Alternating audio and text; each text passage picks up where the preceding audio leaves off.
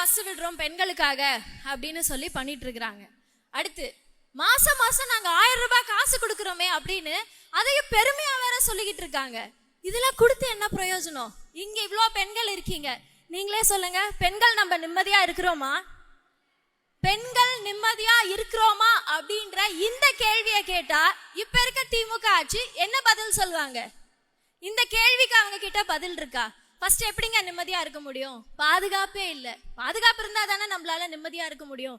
பயந்து பயந்து பயந்து டெய்லி அவ்வளோ கஷ்டத்தை வந்து அனுபவிச்சுட்டு இருக்கோம். இது சரியா இருக்குமா? இங்க போனா பாதுகாப்பா இருப்போமான்னு அவ்வளோ கேள்வியோட தான் நம்ம தினம் வாழ்ந்துட்டு இருக்கிறோம். காரணம் டாஸ்மாக். தெருவுக்கு தெரு டாஸ்மாக் அவங்களே திறந்து வச்சுட்டு மாசம் மாசம் 1000 ரூபாய் காசையும் கொடுத்தா அந்த காசுல எங்க போய்கிட்டு இருக்குது? இதெல்லாம் யாருதான் கேட்கறது? எவ்வளோ நம்ம கஷ்டப்பட்டுட்டு இருக்கோம்ல. இது கூட பரவாயில்ல, இப்ப வீட்டுல குழந்தைங்க இருக்காங்க, தைரியமா நம்மளால ஸ்கூலுக்கு அனுப்ப முடியுதா? அவ்வளோ பயமா இருக்கு. ஏன்னா அங்கேயும் சில மோசமான வாதியார்கள் குழந்தைங்களை அபியூஸ் பண்றாங்க. காலேஜ்ல பாதுகாப்பு கிடையாது, வேலை செய்யற இடத்துல பாதுகாப்பு கிடையாது.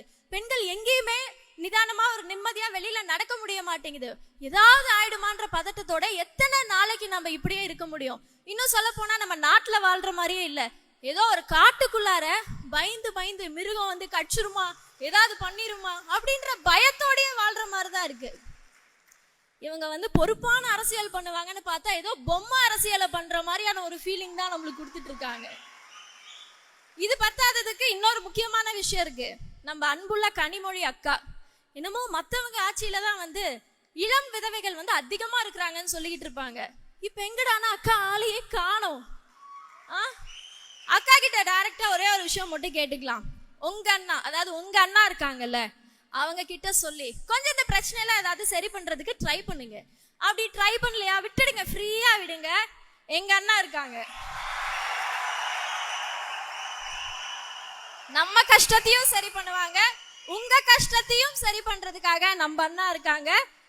நம்ம அண்ணா அவர்கள் 2026ல வெற்றி தலைவரா ஆட்சிக்கு வரப்போவது உறுதி. அண்ணா இது ஏதோ சும்மா ஸ்டேஜுக்காக அரசியலுக்காக சொல்லல, நிஜமாவே நீங்க தமிழ்நாட்டுக்கு வந்து அவசியம். நீங்க ஆட்சிக்கு வந்தே ஆகணும்.